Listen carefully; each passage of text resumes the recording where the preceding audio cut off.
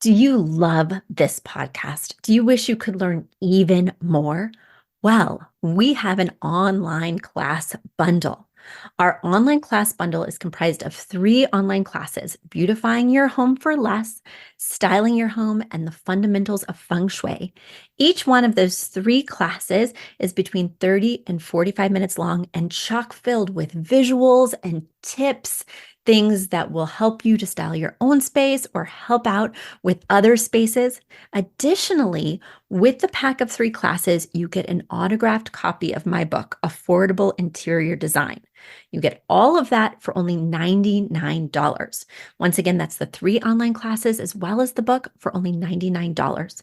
You just go to affordableinteriordesign.com/classes. Once again, affordableinteriordesign.com/classes to buy your bundle today. And if one of those classes sounded intriguing, but maybe you already have my book or some of the other topics are not of interest, you can buy the classes individually at that site as well. Each class is $40. So head over to affordableinteriordesign.com/classes to get your bundle or your online class today.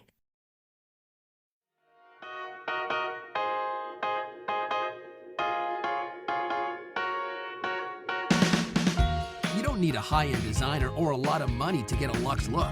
Be your own interior designer. This is Affordable Interior Design, the podcast. Here's your host, Betsy Helmuth. It's official. I am engaged. I'm engaged. I can't wait because my current partner, my previous partner, the house I'm currently living in, is no longer working out. There is constant landscaping, gardening, construction going on as people get ready to live their best lives this summer. And I live on 0.13 acres, which means my neighbors watch me make dinner. I watch them watch TV. It's too close for comfort, especially now that I am recording from home, where I have to time the recording times around when the contractors take lunch breaks or after they finish work for the day at 4:30, which doesn't usually time out with my kids' sports schedules. So that's just one of the reasons why my current partner and I are breaking up. And I am so excited to say that I am engaged to a lovely dream space in Connecticut on 15 acres. I hope to never hear another leaf blower again. But here's the problem. Here's the problem is that we don't have a date. So I don't have a date for breaking up with my current partner. Even though we've sold the house, it's still a little up in the air. And I don't have a date for marrying the new partner, the beautiful dream house that's everything I could have asked for and lots more, things I didn't even dare to dream about. I'm so excited. I can't believe we got it after looking for a year and a half and losing no less than 6 places with astronomical bids, no inspection, waiving everything. I can't believe we've got a home, but there's a catch. Does there always have to be a catch? This is what I'm asking myself. The catch is we made the offer. No contingencies, no inspection. I had to sneak an inspector in there on my second visit to the house. And my real estate agent told me to pretend he was my cousin. Well, he showed up not looking like a cousin. He showed up looking like an inspector. And he checked that place out and he said the house was phenomenal. So I waived inspection. I even waived my husband seeing it. That's right. We put an offer on a home that my husband has never seen. It was well over ask with no contingencies, and nobody has seen it but me and my realtor. Okay, leap of faith. Then they accepted the offer, but they have not signed the contract. We signed the contract days ago, and they still have not signed it. So I feel like I've asked them to marry me and they're just stringing me along. And I can't buy a dress. I can't pick the venue. I can't make any plans. And of course, I want to make plans. I want to pick out the perfect rug and measure for the bookcase and decide if I want to buy their vintage Victorian pool table, which is probably a no because we don't play and it just takes up so much room, but it's so gorgeous. It just belongs in that space. So I feel that even though I'm not running to Connecticut every weekend to check out 4 different houses and being disappointed or, you know, hoping against hope that maybe I'll get something, now that I've got it, do I really got it? I don't know. So I'm still exhausted. I'm still frazzled, but I've been saying with confidence, showing my family the listing and saying, this is our house, showing my kids. We're sort of talking about their paint colors, telling my friends and family, this is where we're headed. The one thing I do know is you guys have been writing in with fabulous new questions. So now, while the landscapers are at lunch, I don't hear anything right now. Let's get in those questions before the jackhammering of my neighbor's pool and the leaf blowing of my neighbor's garden begins again. Okay, first question comes today from Alicia. Alicia's writing all the way from Redondo Beach, California. And she says, hi, Betsy. I'm hoping you can help with our main living area. We've recently moved, and what used to be the dining area with a sofa and a chandelier above, to create a bigger seating area, we've now made entertaining.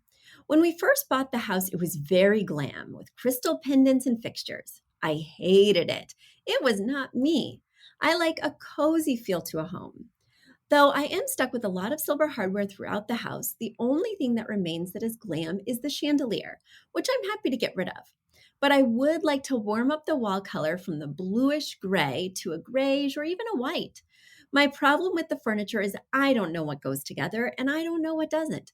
All furniture and rugs have been bought at different times, so some are newer than others, which I fear makes nothing pair well. We desperately need a new sectional sofa, and although we have a very active puppy and children with sticky fingers, I still feel like I want to commit to buying that new piece. Can you help me with the color of a sofa and sizing? Can we go any longer on the chaise, or will this make the room appear too small? What about the rustic iron and wood coffee table? Does that need to go? The Union Jack ottoman needs replacing as well, but I have no idea with what. Any thoughts on light fixtures, rugs, etc.? It is a hot mess. Well, guys, I'm going to try and describe this hot mess to you. But if you want, you can just head over to our YouTube channel, Affordable Interior Design at YouTube. And there you will see my engagement glow because I am getting a little more sleep now that I'm not trolling Trulia every night. And you will also see all of Alicia's beautiful pictures of her hot mess. Okay, so I'm going to click through them now as I'm giving you the advice. And just to describe it, so you have kind of like this gray stained or mid-tone wood floor that does have sort of an ashier tint than, say, something warm. And then in the seating area, you have a chair rail that's got some molding. And yes, you have kind of these two distinct zones in the room. One has a sectional with a 3/4 back, which means that it does have a partial back on the short arm, but it doesn't have an arm to that partial back. So people could potentially sit there comfortably, but they wouldn't have an armrest. And then in the other area that you mentioned used to be the dining area, you've made it an additional seating space. But these are diagonal from each other, so it could be hard for them to interrelate because in between these two areas, there is like this kind of bar setup that's built in, which defines the spaces, even though it's an open concept, as sort of separate and distinct. Additionally, the chair rail molding does that because chair rail molding, as we discussed in a previous episode, is typically in dining spaces, not typically in a living space. And then in the smack dab middle of the room, you have this bar area. And I can't tell if the bar area is connected to some kind of kitchen or if it's just sort of standalone. It does appear to have a kitchen application, and then there's like a fireplace tucked in the corner. And now it's time for a quick commercial break. You've asked for it, and we have answered the call. For years, you've been saying, Betsy, you're talking about all these great design concepts, but we can't visualize them. You're describing the picture that the listener sent in of their problem, and we wish we could see that picture too. After all, a picture is worth 1,000 words, and I do my best to describe them, but there's nothing like seeing it for yourself. And that's why Affordable Interior Design, the podcast, now has a YouTube channel. Not only do we have a YouTube channel where you could see recordings and clips of these podcast episodes, we also have an Instagram, a Facebook, and so many other exciting things. You should check it out. Head over to affordableinteriordesign.com/links. Once again, affordableinteriordesign.com/LINKS links. And when you go there, you will see links to our YouTube page, our Instagram page, our Facebook page, and more. Please check it out, follow and subscribe so you can see everything I'm talking about.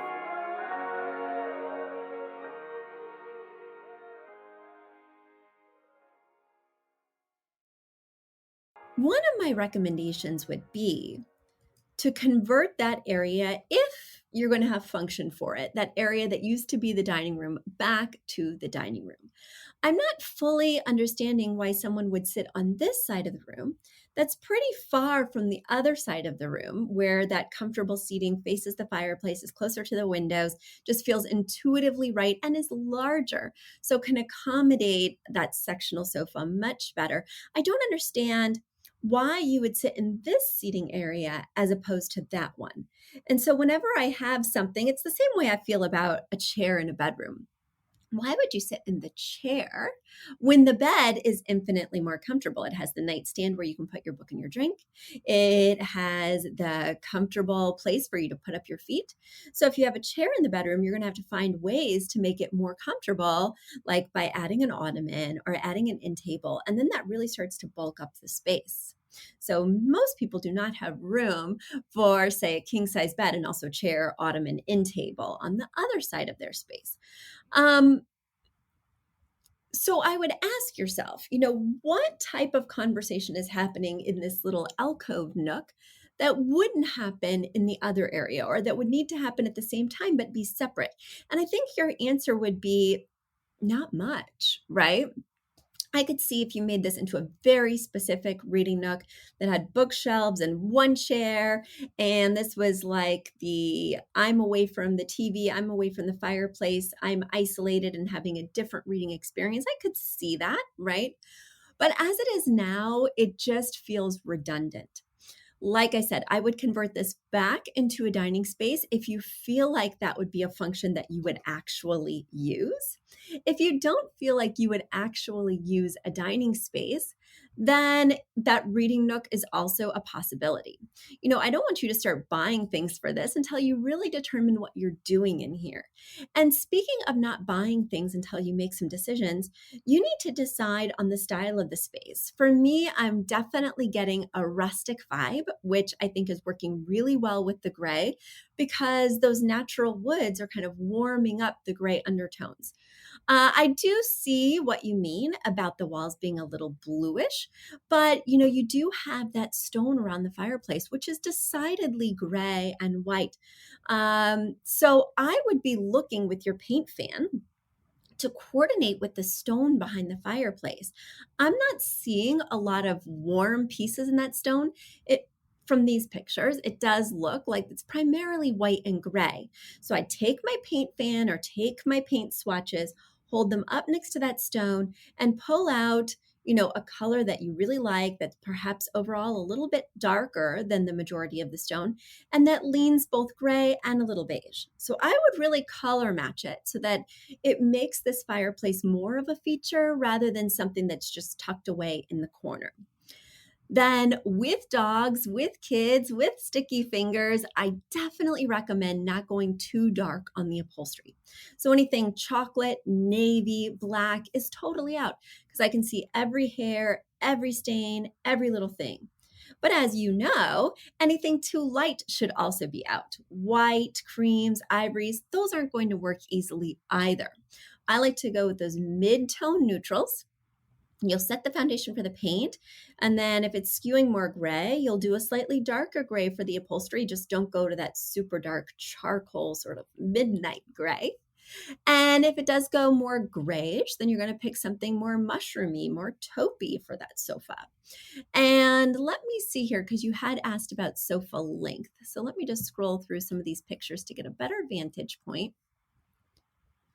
I think it's hard to go too much bigger on either wall, because on one wall, the long wall that's opposite the fireplace, you have that built-in bar that I was discussing. And I would really love you to have an end table on this side of the sofa. And then on the other arm, which is currently the shorter arm, I really wouldn't want you to go much past that first window, because you do need some kind of walkway to get to the fireplace. Now, you don't need an end table on that arm, the arm that's against the window wall. I think you'll be just fine without it there. But I would definitely want you to have an end table on that other arm of the sofa, the longer arm. I think it will just help it to feel more formalized and not like there's just a couch over there, but more like there's a living area over there. There's more to do. There's more places to put things. I just think it'll feel more like a gracious home and less like the place where we plopped our big couch. Let me just scroll back through and see if there's anything else. For me, the space is getting a little bit visually heavy, right? I like that the chandelier brings in some glass. I like that your pendants above the bar bring in some glass. One of my concerns is that in the space, we have a lot of silver metals and we have a lot of dark bronze or even black metals, but we have nothing that combines the two. So right now it feels like when I look one way, I have the silver. When I look the other way, I have the black metals. But I would really be looking for something, whether it's that chandelier over your dining table, because I do think you should replace the crystal bubble chandelier that's currently there. It's just way too high. It's a little too small. It's just not doing anything for the space. And you're right. If your style is not glam, this is not the piece for you. So when you're picking a chandelier, or say when you're picking a lamp for on top of that end table next to the sofa arm, look for something that combines both the silver and the black metals, because that will make this space make visual sense to someone who's just glimpsing it. And also, I think it'll just look a little bit more interesting, complex, cohesive. I would also watch your wood usage in here. You have a huge wood coffee table, you have wooden bar stools, you have very prominent wooden floors. We're getting a lot of brown. I think the sectional is also taking me there, and the leather ottomans and the jute rug. So there's just a ton of brown. Let's stop going to Brown Town. Let's infuse this place with a little bit of color, maybe a little bit of pattern. I love the art piece above the fireplace. It's like an oceanscape that has this really cool jetty or boardwalk, and it's got these teals and navies and grays, and I think it just really works so beautifully with the stone. If you pulled some color from there, I think that'd be a big help. Now, we know that that can't ultimately be your inspiration piece because it really only features variations of blue. And we know we want multiple Roy G. Biv colors for that 60-30-10. So I do want you to keep searching for another piece, whether it's the rug, whether it's drapes, whether it's whatever that could help this space to have a color palette. Well, there you go, Alicia. I think you got a little more than you bargained for with that answer, but this place has so much potential, and I just want to make sure that you and your design choices maximize that. So keep us posted. Let us know what you decide. My next question is coming all the way from Atlanta. Renee is writing in, and you know what I love about Renee? Whenever I put a call out there that the mailbag is light, or that I'm needing some questions, or just whenever I go to my computer looking for some inspiration, I can always count on some wonderful questions and illustrative pictures from Renee. So Renee, I see you. I see you. I have a couple people that write in all the time, and I just love it because they're always posing new, interesting, complex challenges, and they back it up with pictures so I can really understand what's going on. All right, Renee, you write, "Hi, Betsy. I thoroughly enjoyed your diary episode, but I hate to hear that you are out of questions. Our house, built in the 70s, is a wealth of questions. We love the wooded lot and we love the contemporary features. What would your ideal kitchen dining flooring be for this style of house? We recently realized that our cupboards are never going to be awesome because they're not scrubbable, and the interiors were cheap when they were installed in 1981. Would tile be ideal? Should we try and match the oak and the rest of the house that also needs to be refinished? Right now, we have Lumber Liquidator's cheapest laminate, but I think it looks funny next to the oak. It's all in the future, but I'd like to start wrapping my head around all the things that need to happen. Okay, so I completely agree with you that this cheap laminate does look cheap next to those beautiful oak floors. The oak floors, I just love this type of flooring because it's natural wood. It has variation. It's not trying too hard. It's like a 2 to 3 inch plank. It's just great. Versatile, can work with so many styles. Love it, love it. That being said, the stain on that oak is kind of a yellow honey type stain. It's not my favorite, so I definitely think when you refinish those floors in time, you could choose something that's a little bit more of the moment, maybe like a ashy walnut or something like that. I'd need to know a little bit more about your style in order to best direct you on that finish. But definitely the honey is not in vogue right now. That being said, if we look in your kitchen area, you were mentioning those cheap cabinets, which hopefully you're going to replace sometime soon, because if this is the forever home, I'd hate for you to live with cabinets that you can't really clean. But they are also wood, and they are mid-tone or even a dark wood. And so now we've got 3 tones of wood within one kind of view, right? I've got these dark cabinets, I've got the cheap laminate, and then I've got the honey oak. It's not great. So, what I definitely want you to do is if you don't have enough money to change out the cabinets, if they're cheaply made, they probably won't hold on to paint very well. They might be a veneer or something where the paint will easily scratch even if you do apply it. I'm just not convinced that these cabinets are going to be worth the investment. And I think you will be, as you're planning out your projects, putting cabinet replacement on the list. And certainly that will help with resale, if not just day-to-day life. But I really hate it when we have so many wood grains touching, especially so many different types of wood grains, so many different color stains. And I'm still a big fan of a tiled kitchen. If your kitchen's anything like mine, it gets a lot of water. There's always some kind of surprise, right? My dishwasher overflows, my kids spill, my dog's water gets knocked over, and we don't notice it for 6 hours. I just don't want to have to worry about wood. Additionally, it gives me an opportunity to choose a new flooring because I have wood flooring throughout my whole house. So just to continue it in the kitchen doesn't create that definition that I really like because I don't love an open concept living dining for myself. Living dining kitchen, I should say. I really love to be able to shut the doors on my kitchen because I love to listen to podcasts while I cook, and I do not ensure that those podcasts are kid friendly. My favorite podcast that I listen to every night while I cook, it is the Ultimate Cooking Podcast because if you miss a couple details because the steak is sizzling or because the microwave went off or because the timer on the oven went off, oh goodness. Sorry about the home phone. Just imagine, guys, when I'm married to my new dream house, I'm not going to have a home phone in the stone cottage behind the house where my office will be. So this will not be a problem.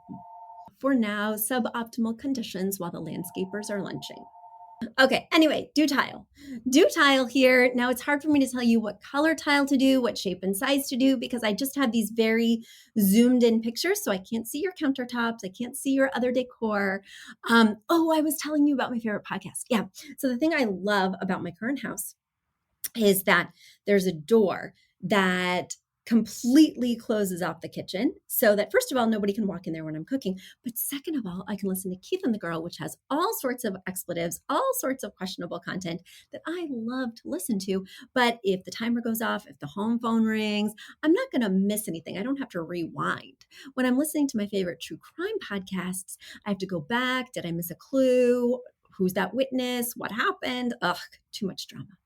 So if you haven't listened to Keith and the Girl, please do. It is so fun and a little blue. Just warning you. So anyway, I'm not sure which way you should go, Renee, and you can always write in with another question, which I can count on you to do. But I do know that I would definitely not do any more wood for the kitchen flooring. Till next time, everyone. Bye.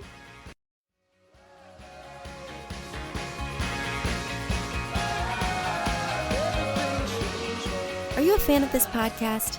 Do you wish there was even more juicy content for you to sink your ears into? Well, there is. You can become a premium member of this podcast for $5.99 a month and get full access to an archive of over 50 bonus episodes. Additionally, we release a bonus episode every single month. That's a ton of extra content, including my personal interior design diaries, extra tips, my talking about trends, and so much more. Additionally, you'll be keeping us on the airwaves each and every week because your premium membership money goes directly back to making this podcast amazing. Check us out at affordableinteriordesign.com. Click on podcast to learn more and to become a premium member today.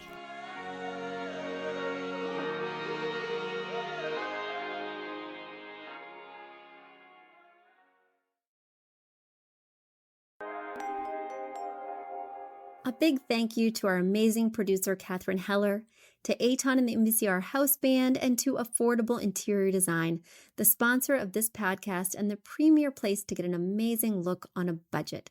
Check out affordableinteriordesign.com. If you guys love the show, the very best way to support us is by spreading the word. Tell your friends or write us an awesome review on iTunes. So until next week, guys, thanks so much for joining us, and I'll talk to you soon. Bye.